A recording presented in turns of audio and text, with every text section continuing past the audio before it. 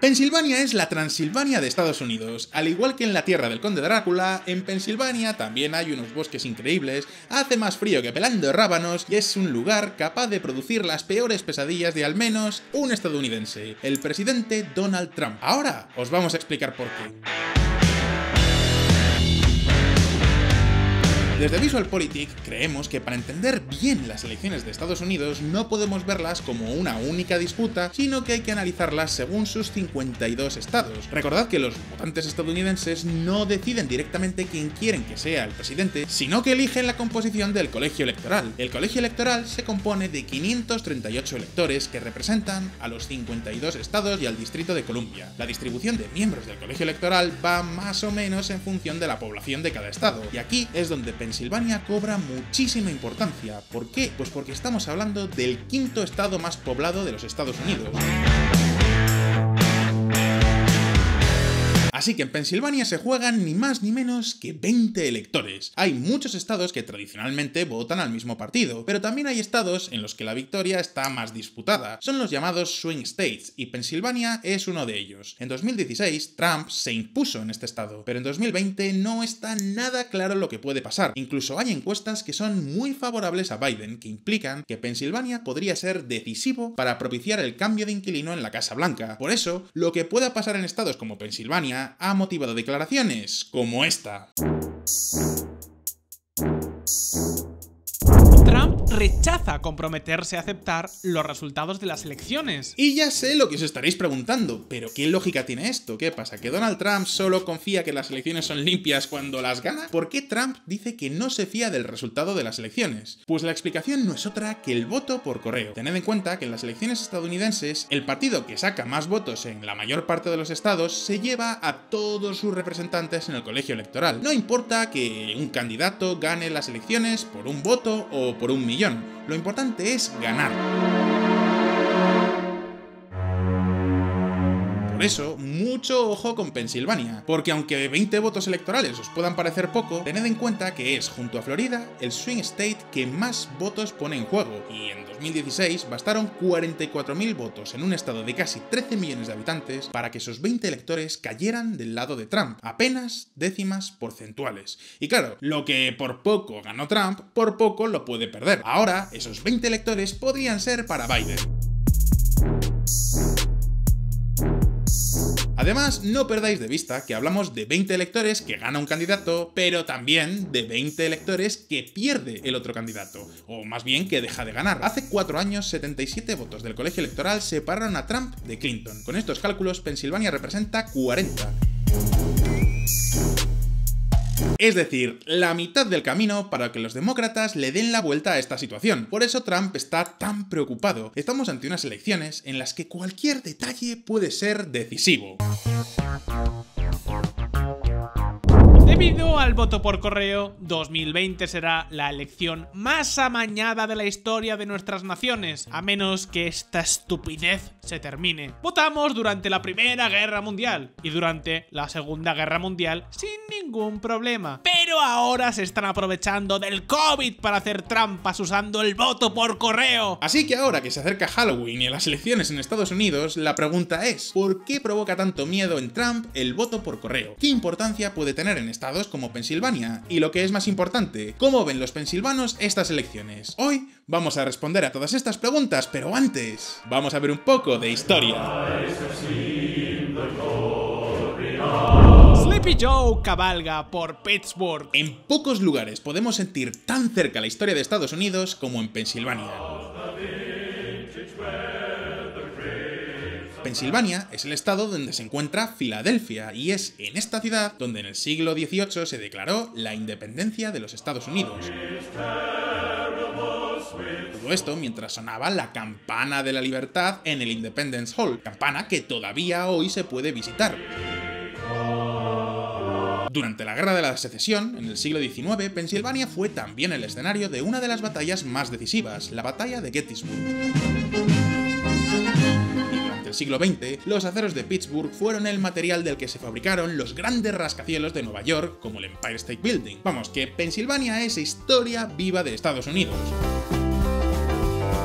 Es más, mis queridos amigos de VisualPolitik, hablar del acero es hablar del momento más boyante de la economía de Pensilvania. La siderurgia fue la principal industria del estado junto a la minería del carbón, pero estaréis de acuerdo conmigo que estas industrias han ido perdiendo importancia desde la Segunda Guerra Mundial. Desde entonces, nuevas formas de generar energía han desplazado al carbón, mientras que, por su parte, el acero pasó a importarse de países del continente asiático como China. Eso sí, en muchas ocasiones aprovechándose de la competencia desleal o incluso del dumping. El dumping es una práctica comercial que consiste en vender un producto por debajo de su precio normal o incluso por debajo de su coste de producción, con el fin de ir eliminando a las empresas competidoras y apoderarse del mercado. Esta táctica es muy comprometida para una empresa privada, pero está al alcance de las empresas chinas que están firmemente respaldadas por el Estado. Por lo tanto, muchas industrias de Pensilvania han ido poco a poco cerrando sus puertas. Pensilvania era muy importante para la economía estadounidense, pero desde hace ya bastantes décadas su peso ha ido en declive. Hoy en día nos encontramos con un estado sin grandes ciudades más allá de Filadelfia o Pittsburgh, donde el 27% de la población es rural, cuando en Estados Unidos la media se sitúa en el 19%. Así que buena parte de las siderúrgicas se han ido, pero los pensilvanos aún conservan sus granjas. Es un estado en el que el sector primario también ocupa un papel muy importante, porque son uno de los mayores productores de champiñones, manzanas y productos lácteos. Y ahora mismo os estaréis preguntando, con este panorama, ¿qué suelen votar los pensilvanos? Pues como ya os he dicho antes, Pensilvania es un swing state y la cosa está bastante ajustada, pero podríamos decir que en las últimas décadas ha sido un estado principalmente demócrata. Desde el año 1988 los pensilvanos habían votado 6 veces seguidas por el candidato presidencial del Partido Demócrata. Es más, su actual gobernador, Tom Wolf, es del Partido Demócrata. Se hizo con el cargo en el año 2014 y goza de bastante popularidad. Por eso fue toda una sorpresa lo que pasó hace 4 años. Los 20 electores de Pensilvania fueron para Donald Trump. El discurso contra la globalización y el America First funcionaron muy bien en este estado. Mucha gente, entre ellos buena parte de los pensilvanos, votó a Trump para que hiciera precisamente esto. Donald Trump aplicará un arancel del 25% a las importaciones de acero. Aquello fue el comienzo de la cascada de aranceles que trajo la guerra comercial con China. Pero ahora que ha terminado el mandato de Trump, es hora de hacer balance. En el año 2001, la industria del acero de Pensilvania daba empleo a 54.000 trabajadores. La presidencia de George Bush se cerró con un 24% menos de empleo como consecuencia del estallido de la Gran Recesión y del dumping chino. Los 8 años de Obama tampoco mejoraron mucho las cosas. El empleo en el sector cayó otro 18%. Y en este respecto, los datos con Trump han mejorado un poquito. El empleo en las acerías de Pensilvania subió un 4%. Desde luego, está lejos de recuperarse, pero al menos podemos decir que Trump ha conseguido frenar la tendencia. En principio, podríamos decir que Pensilvania es uno de los estados que ha salido ganando con las políticas de Trump. Y sí, es cierto, muchos otros estados y muchas otras industrias han salido mal paradas con los aranceles al acero, pero tenemos que reconocerle una cosa: Donald Trump ha creado una tendencia en todo el mundo. ¡Atentos! La Canadá de Trudeau ataca a China por el dumping del acero en los mercados globales. La Unión Europea amplía las medidas antidumping sobre el acero chino. Creo que todos estamos de acuerdo en que Trump hizo un diagnóstico correcto. Ahora bien, posiblemente se pasó de frenada y las soluciones no fueron las más adecuadas. Una cosa es tomar una serie de medidas sectoriales y otra muy distinta es emprender toda una guerra comercial. El intercambio de aranceles entre China y Estados Unidos ha dificultado las ventas en el exterior de las empresas de Pensilvania y ha incrementado sus costes. Esta es la cara B del proteccionismo. Cierto, a corto plazo los exportadores de acero han recuperado parte del mercado que perdieron, pero el resto de industrias están pagando el precio. Los aranceles de Trump cuestan a los habitantes de Pensilvania más de 700 millones de dólares en 2019. Este aumento de costes se ha extendido a muchos otros sectores de la economía pensilvana, también al agrícola. Aún así, Trump no se plantea recular. A fin de cuentas, ese es su discurso y el America First es precisamente lo que le hace distinto de los anteriores inquilinos de la Casa Blanca. También le sirve para apelar a esos buenos patriotas. Por eso asegura que China preferiría sentarse a negociar acuerdos comerciales con Biden coinciden antes que con él. Seguro que ellos dicen: Sleepy Joe, simplemente firme aquí. Ok, firmaré. Hemos estado perdiendo cientos de miles de millones de dólares al año con China. Trump ha tomado las medidas que la gente esperará que tomara, pero el resultado no está siendo el esperado, así que sus peores pesadillas están a punto de hacerse realidad. Este año 2020 es toda una película de terror para Donald Trump. Ahora mismo lo vamos a ver. Nosferatu, el vampiro del COVID. ¿Existe algo peor que estar en Transilvania rodeado de vampiros? Pues sí, que encima de chuparte la sangre te peguen el COVID. En Estados Unidos van ya por 220.000 muertos por coronavirus y más de 8 millones de contagios. Pensilvania es el octavo estado con más fallecidos, con más de 8.500, y los contagios superan ya los 180.000. Hay una circunstancia especialmente grave en Pensilvania, y es que es el estado con la cuarta población más envejecida del país. Además, fue uno de los lugares más afectados al inicio de la pandemia. No hablamos de peores números aún, es porque no tienen grandes metrópolis aparte de Filadelfia o Pittsburgh. El gobernador de Pensilvania, el demócrata moderado Tom Wolf, tomó medidas de confinamiento para algunos condados desde mediados de marzo, antes de extenderlas a toda Pensilvania. La desescalada también fue por condados y en diferentes fases que se extendieron hasta principios de junio. ¿Había alguna alternativa? Pues en mayo él creía que sí. La gente de Pensilvania quiere su libertad ahora y es plenamente consciente de lo que eso implica. Los demócratas se están moviendo lentamente en todo Estados Unidos, con fines políticos. Esperarían hasta el 3 de noviembre si fuera por ellos. No juguéis a hacer política. Estáis a salvo. Moveos con rapidez.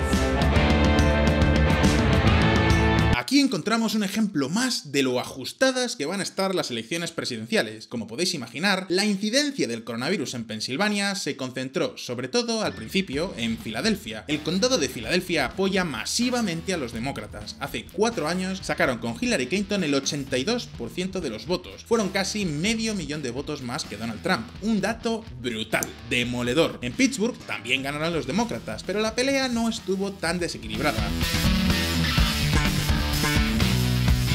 Por el contrario, las zonas rurales de Pensilvania son mucho más próximas al Partido Republicano y están saliendo relativamente ilesas de la pandemia. Así que ya podéis haceros una idea de quién apoyaba los llamamientos del presidente Trump a poner fin a la cuarentena de Pensilvania. President Trump is recovering from the coronavirus, and so is America. Incluso se llegaron a producir importantes protestas contra el distanciamiento social. Es más, los republicanos controlan la Asamblea Legislativa Estatal y tensaron tanto la cuerda con la desescalada que obligaron al gobernador a usar su poder del veto.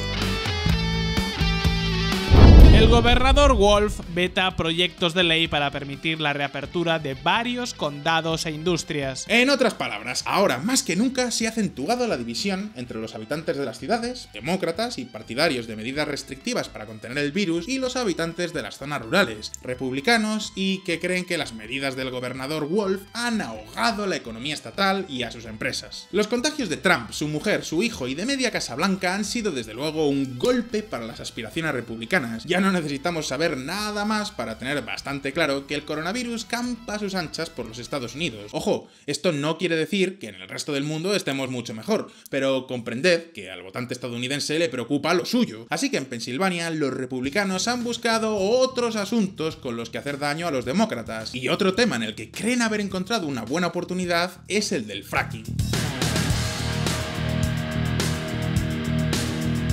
El fracking es una técnica de extracción de hidrocarburos que consiste en inyectar un fluido especial a alta presión en el subsuelo para romper la roca y extraer el gas o el petróleo. Requiere usar una tecnología más cara que la empleada en los yacimientos convencionales. Como hace 15 años el precio del crudo era mucho más alto, Estados Unidos se volcó en el fracking y se convirtió en toda una revolución energética en este país. Desde entonces, Pensilvania se ha convertido en el segundo estado que más gas natural produce en Estados Unidos, solo por detrás de Texas. Así que Trump ha tratado de utilizar la oposición de los demócratas al fracking para ganar apoyo en las áreas que rodean a Pittsburgh, y Biden ha tenido que parar los pies al ala más verde del Partido Demócrata que quiere prohibir el fracking. Sabe que una medida así podría acabar con sus opciones para hacerse con los electores de Pensilvania, pero claro, la cuestión es que luego eligió como compañera de fórmula a la senadora Kamala Harris, y os aseguro que los pensilvanos tienen muy buena memoria, porque aquí está Kamala Harris en septiembre de 2019. No hay duda, estoy a favor de prohibir el fracking. Ya lo habéis escuchado, la propia Kamala Harris, futura vicepresidenta de Estados Unidos si gana Biden, y quién sabe si algo más en un futuro próximo, no tiene ninguna duda, está a favor de prohibir el fracking. Así que está claro, estas elecciones en Pensilvania van a estar muy, pero que muy ajustadas, quién sabe si serán decisivas, pero ahora vamos a hablar de algo que puede hacer que gane uno u otro candidato. Atentos, porque aquí también hay un debate impresionante. Ahora mismo lo vamos a ver. Pesadilla en la avenida Pensilvania. Ahora sabemos que Donald Jr. e Ivanka Trump no tenían miedo a los personajes terribles de los 80 como Freddy Krueger. No, sus pesadillas las protagonizaba el hombre del saco, pero el hombre del saco que trae los votos por correo.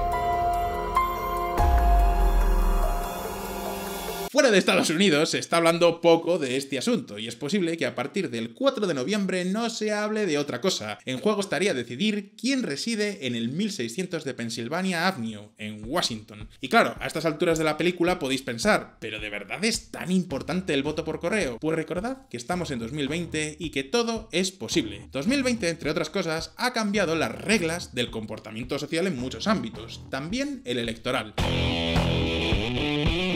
El virus está en la calle y hay muchas personas que preferirían evitar lugares tan concurridos como pueden ser los colegios electorales. Los estados han tenido que poner en marcha deprisa y corriendo nuevas formas de votación, porque algunos no contemplaban la posibilidad de votar antes del día de las elecciones sin tener un motivo justificado. Se espera que en estas elecciones se dispare el voto por correo porque la gente tiene miedo. Y claro, en California la cosa no va de un puñado de votos, pero en los swing states puede ser algo crucial. Este puede ser claramente el caso de Pensilvania. Tradicionalmente, para que un voto por correo fuera válido en Estados Unidos, tenía que llegar a la oficina electoral del condado el día de las elecciones como muy tarde. En agosto, el propio Servicio Postal de Estados Unidos advirtió a los ciudadanos de Pensilvania de que el retraso acumulado en sus oficinas podía hacer que sus votos no fueran contabilizados si no votaban con una antelación superior a los 15 días antes de las elecciones. Y todo esto ha culminado en una nueva disputa entre republicanos y demócratas, una disputa que ha acabado en los tribunales.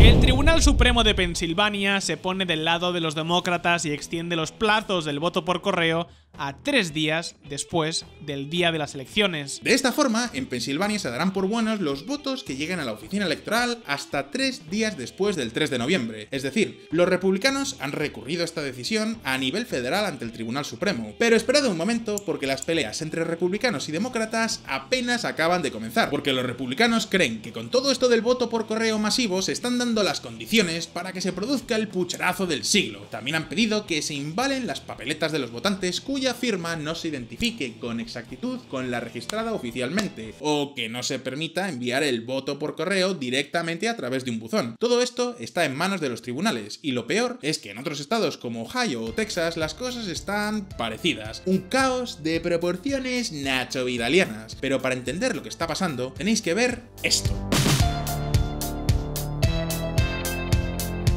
Según esta encuesta del Center for Opinion Research de Pensilvania, más de la mitad de los demócratas tienen pensado votar por correo, mientras que entre los republicanos apenas piensan hacerlo un 10%. En 2016, en Pensilvania, hubo 300.000 votos por correo. Este año posiblemente estas cifras se multipliquen por 5 o por 6, acercándonos a los 2 millones de votos. Y aquí es cuando conviene recordar que en 2016 las elecciones se decidieron por un margen de votos ridículo. Trump tuvo 44.000 votos más que Hillary Clinton. Y os daré otro dato. Antes de contar el voto por correo, el margen de los republicanos era de 20.000 votos superior. ¿A dónde quiero llegar con todo esto? Pues quiero llegar a que la noche electoral promete emociones muy fuertes.